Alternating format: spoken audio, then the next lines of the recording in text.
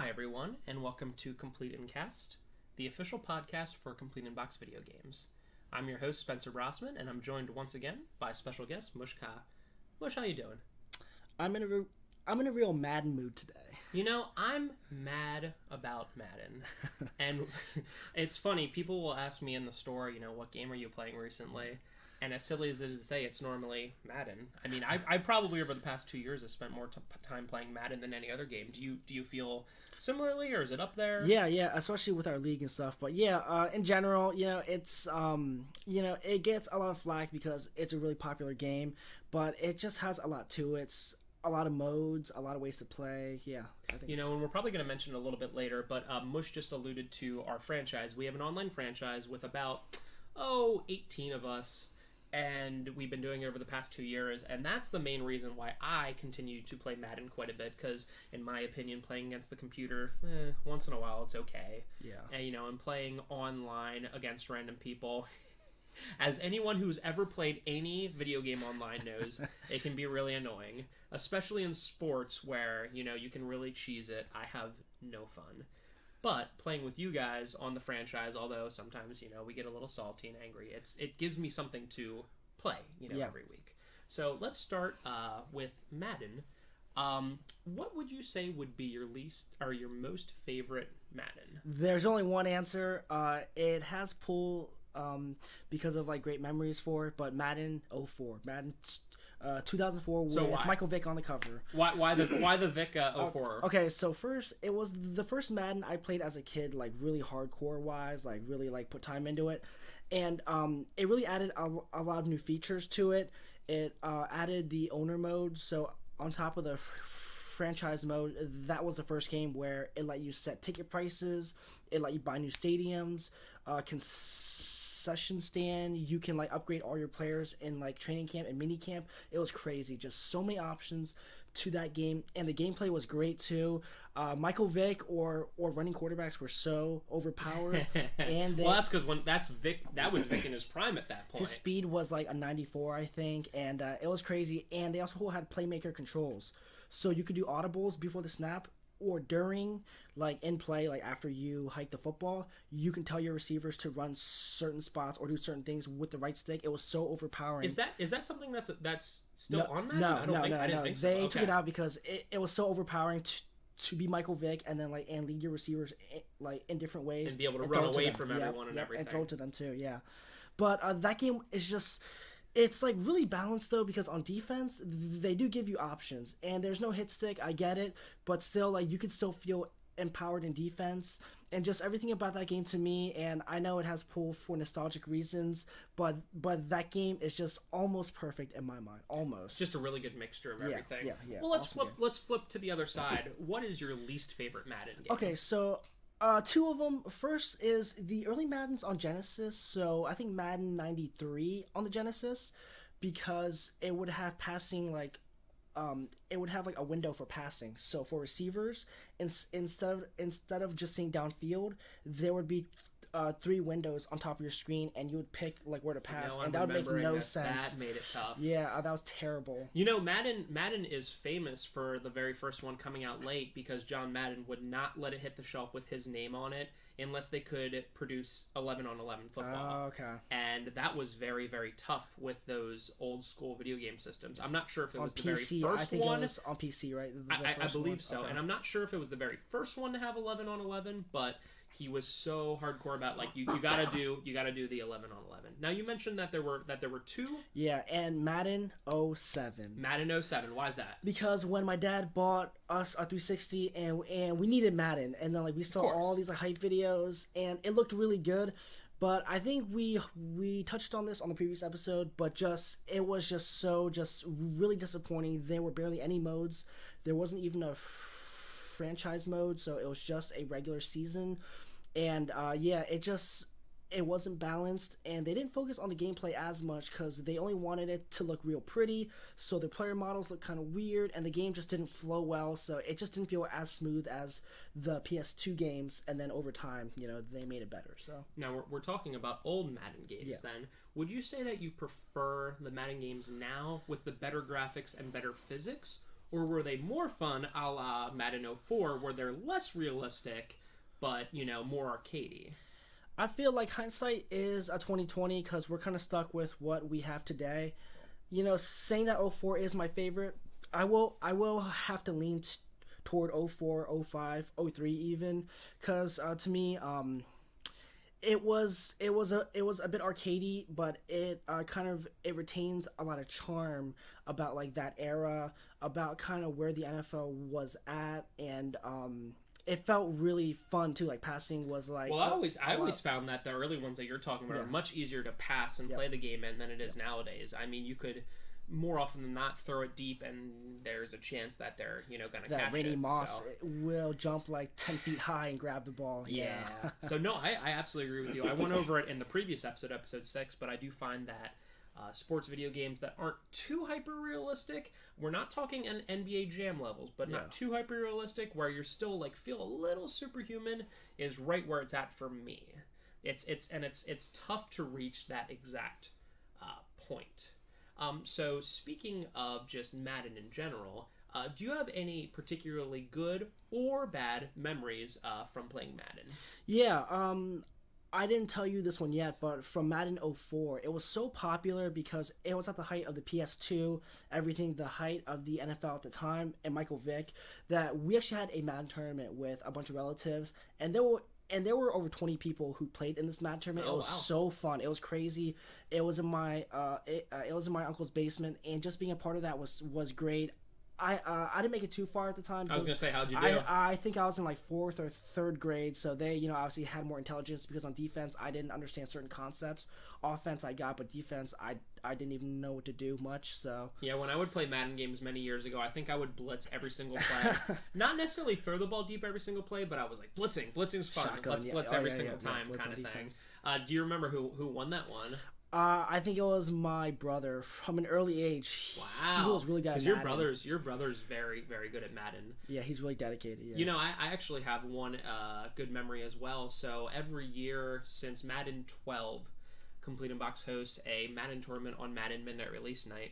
And it's something that I'm just always going to do, even if Madden for some reason becomes a little less popular, just because it's just fun to get the guys around. And I believe it was in Madden 13. I had never played competitively at that point, but I was like, what the heck, I'll be in this. And I'm not gonna lie, I skewed the bracket so I would play you first round. I think I even told you that. I was like, my gosh, look at this, I'm playing you first round. And I ended up winning that game. It's all a blur, but I remember like you being up by 4, something like that, 5, whatever, and me scoring a touchdown with like 15 seconds left. And as is something that I've learned that I still do, being much better at Madden in 16, I gave you almost the whole field back in like 10 seconds.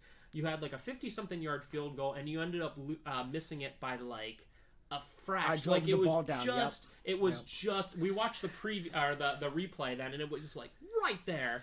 And when you missed it, and when the refs put up their arms to signal no, I remember like the entire store freaking out, because it was like legitimate at that time. It was like a David versus Goliath, and that shows you how it is. Like how in fighting games, button mashers oftentimes can beat fairly skilled players. Now we're not talking about a person who has like mastered the game, but say it's me who knows combos and whatever, and I play against a button masher. A button masher is so random in what they do that you might be like, I don't know what to expect, because they're just pressing every button.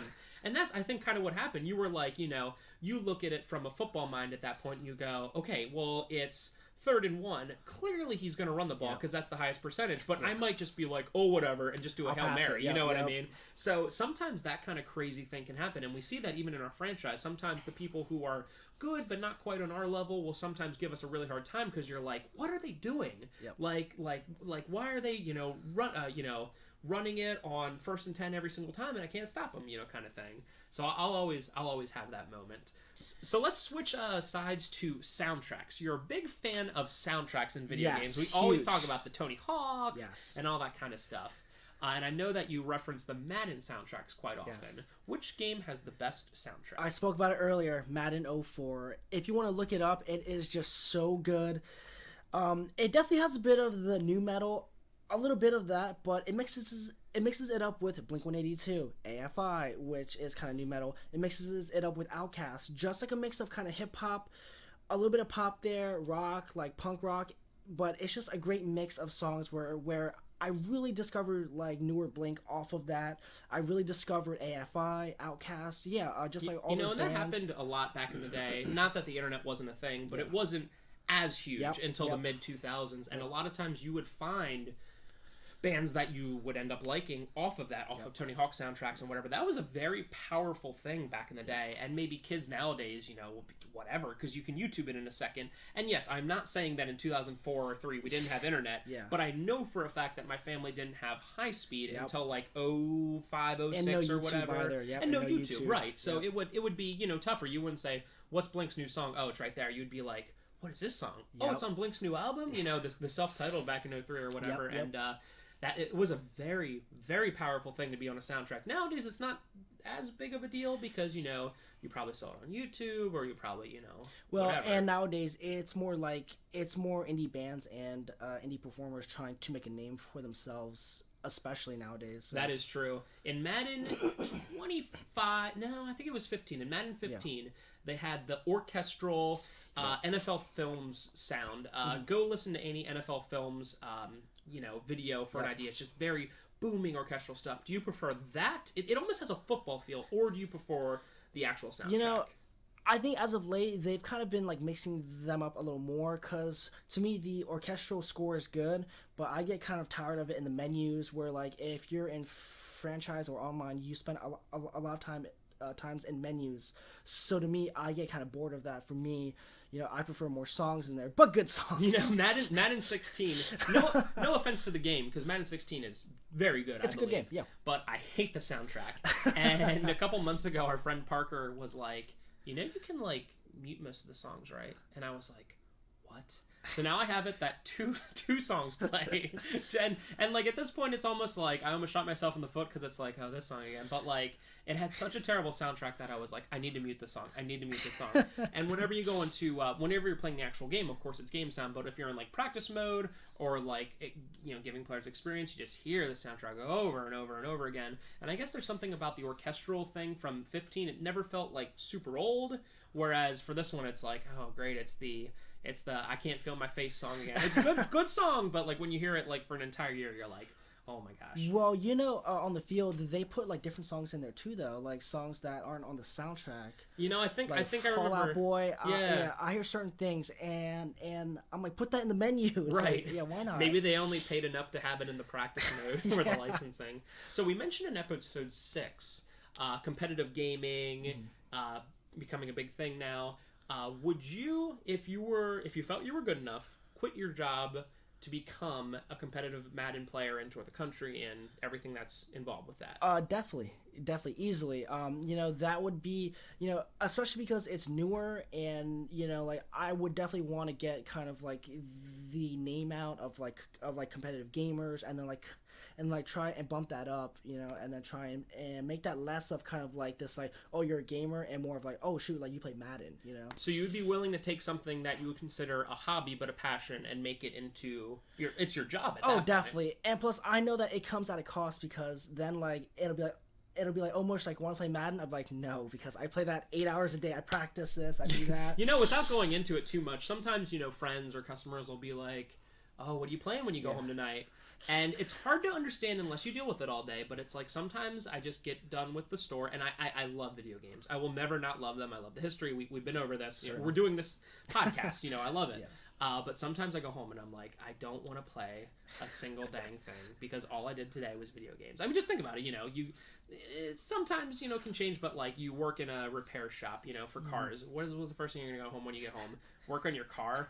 Like sometimes yes, but like most of the times you're like, please, So I definitely understand the feeling. It would make it'd be interesting because it would make it a job, and you wouldn't want to play with us unless you were like, oh, this will benefit me because I can practice this new thing. Yeah, but so, I do enjoy it. Speaking of playing with us, you have rivalries with many of our friends in our online franchise that we talked about. Say with me or our friend Cody. Do you ever actually get mad at us after playing a game? And if so, how long does the anger usually take to dissipate? All the time. No, I'm joking there.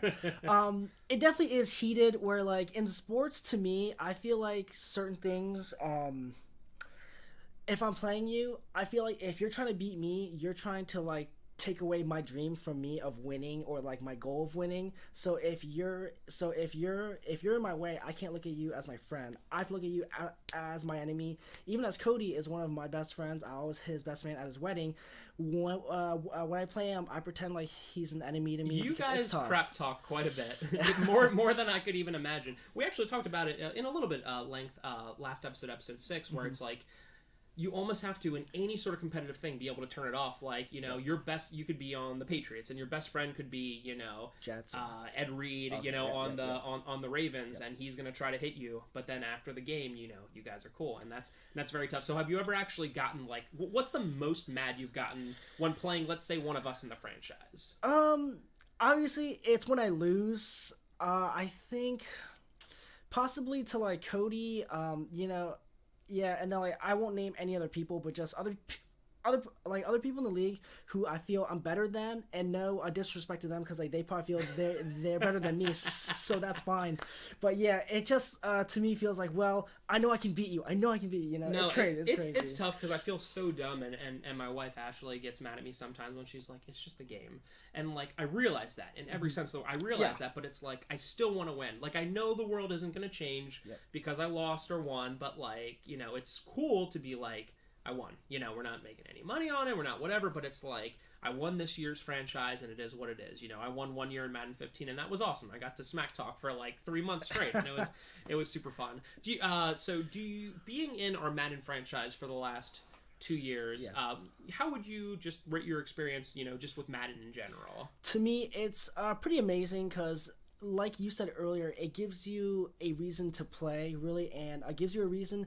And I truly feel like a real GM trying to manage my team and manage all the contracts and trades, because when you're doing on your own, like a franchise, you're playing with a computer. It's not as intimate or close, but, like, you're exactly right there. Playing you and Cody, I really have to make sure I get these free agents. I sign these people. You bring up a really good point. I don't know how other franchises do it, but we actually have a secret Facebook group where, I'll post when I advance, and I'll say this person's playing this person, and, like, legit, we talk about other stuff, of course, but legit, sometimes people will be like, I got this 95 overall center I want to get rid of, and it's like, there might be 3. It's seriously like the NFL in some ways, in that 3 or 4 people will be like, I'll give you this, no, I'll give you this, no, I'll give you this. And every year when we do a new season in the franchise, it's very interesting, the bidding wars that we get in. And, you'll really want this guy, and, you'll put in a bid, and you'll see that, Mush does a bigger bid, and you just kind of have to go off that. So it really does feel like that, especially when you have 16, 18 people that really want that same person. It does make it very, very cool. Madden in general, design your perfect either Madden game or your perfect Madden mode. To me, the perfect Madden game, I mean, obviously, this is why I don't make games, but I definitely would like an HD remake of Madden 04, okay? Just an HD remake and putting a hit stick there. I get it, because sports games, they depreciate so fast. But I would just love an HD version. Call it Madden Classic or Madden Classic 2000, because, like, technically it was, like, in that era. Like, call it that, and people my age or your age would really appreciate it. I feel like, I'm not sure. You mentioned this is way off base at this point, but you mentioned depreciation. Of course, it's a well-known fact in the video game world that Madden and sports games go down in value, and there are basically no Madden games that still hold their value. I say basically because there is one particular one, and not a lot of people know this. For the Sega Genesis, Madden, I believe it was 93, and you're free to look this up to verify, but there was one called something like the Special Championship Edition of Madden 93, and it was one of those weird things where it was either, like, only released at Blockbuster or released really late in, the life of that game, and that one actually has some value. Now, of course, we've been over this before. Value and what people are willing to pay is different, because I could come to you and say, I have the rarest Madden game, and you would go, great. Madden, you wouldn't be. You'd be like, how much? $100. And no, you know, when there's another game, when there's Madden 93, that's not the championship edition, that's worth 1 cent. Do you know what I mean? what's different about that game? I actually don't know that off the top of my head. I will actually post a link to it in the description below, because that's just something that I didn't pregame for that. That's just something that I just remembered, like, oh yeah, I've actually seen one before that a customer brought in, you know, just to show me, and I was like, I've heard of this before, and that's crazy, you know, and it just has I don't know about gameplay, but on the front cover it just says Championship Edition. Now that is the ultimate example of, does it really matter if it's worth it? Because who wants it? Your hardcore Madden fan doesn't want it. Only someone who's a hardcore game collector is going to want that. So that's very interesting. Well, my joke for that is, do they add 4 boss characters? It's the champion edition, right? So. Yeah, I mean, they had M. Bison in there. So nowadays, there's only one major football game, that being Madden. Yes. And the reason for that, we went over in episode 6, is that there's an exclusivity contract signed by EA Sports and the NFL. Should a game like ESPN NFL 2K come back, and is having competition good or bad for NFL games in general? To answer your first question, it's yes. I mean, I loved 2K5 a lot. It was cheap, $20. It played different from Madden, and I really enjoyed it. It looked really good on PS2, Xbox.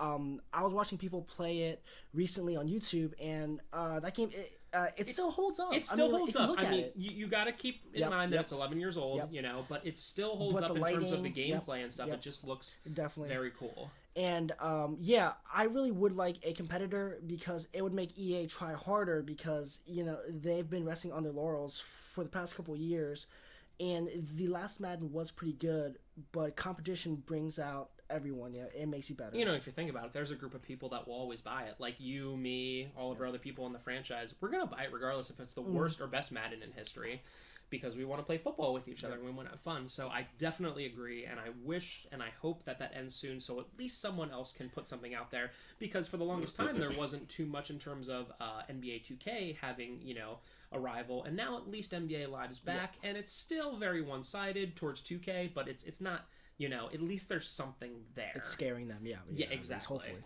So in a week or two, Madden 17 comes out, and we're going to end with this right here then. What is one thing that you desperately want to see changed over Madden 16? My number one is that I want the cornerbacks to be a lot better in man-to-man defense, because if you're trying to defend the pass, only zone works. I mean, like, we know this. We play all the time. I had Richard Sherman and Stephon Gilmore as my 1 and 2, which are like both top 10 or 15 cornerbacks, and I would be beat on the outside all the time. Yep. And the first couple seasons, I would play man all the time and blitz, because I would think, I got these good cornerbacks, that's the basis of my team, so I can put some pressure on the quarterback, and they're just not on there. You are absolutely correct on that one. I want, it's another part of the, I guess you can count them as this, not quite the secondary, but I want the linebackers to be better on that. Yep. In this game, in Madden 16, it is clear that the most overrated position is tight end. It is so easy to get tight ends open. I use it myself. They have a little stick route where they do a little semicircle. It's like a 180 degree, like 7-yard thing. It is so hard to stop that or to stop drag routes. And even when we are user controlling linebackers and we're running right where the tight end is, it's just not good enough. Yep. It's just very difficult. So mostly as far as the offense is concerned, I'm cool with everything. I just very minor stuff. I'm not cool with the aggressive catch that they have where you press triangle and you can kind of do these crazy one-hand catches. Yep. They've made it a little better through patches. A little better, but it's still not great. But Des Bryant still, yeah. And maybe this is just me being a pleb, but I find that running the ball is very difficult personally, especially for a halfback. It's like they don't get their wheels under them. It's like by the time you reach the line of scrimmage, it's like there's someone there. They're ready. Yeah, even if it's not a blitz, it's like the linebackers are just That's there. why you see all the runs I do are like crazy runs, because I definitely have to make you have to do it. You have to make your own path. Yep. The O-line isn't good enough to make a path. It's not like LeGarrette Blount on the Patriots where you can just make a path and just like a little thing up the middle and he'll find it and break through. It's like that's not a thing, because the defensive tackle is going to break off of the tackle they're in and just animation, get you. They're just going to break right off and then get you, and there's no way around it. So I'm cool with almost everything, except for I really would like just a little tweaking on the defense with that, because you're right. I mean, how many times have we just been like, and it's in the game, so you can use it all you want, but been like, drag routes, stop running drag routes. Yep. Like everyone runs drag routes, and I do it myself because it's what works. It's what works. It's what works. Right. Yep. Like I want to do these crazy corner strikes and stuff like that, but it's like it doesn't work. You know, you can't have a cornerback start on the outside, do a corner towards the side because you're just going to throw it away or whatever. But these little drag routes, you get 6-7 yards at a time, and it just is what it is. It works. I hate to say it, but it works. And plus on defense, for me, and you know this, it's cover 3 all the time, because guess what? Like man-to-man, if it's against a run, it can stop it, but on the pass, you get burnt so bad. If there's any chance that there's a pass, you have to run a zone and either cover 3 or cover 4 for it, and it's just tough. And it's not that the offense is too tough. It's just that, like, I would like it if linebackers could swat passes a little more if the ball's, like, right in their way, you know? So, but overall, Madden 16 is a really, really good game. This is very hardcore people complaining, you know, about things to make it, like, very perfect, you know, that kind of thing. Well, listen, guys, thank you very much for listening in again. We were joined with special guest Mush Kha. And I hope that after this episode, you are mad about Madden.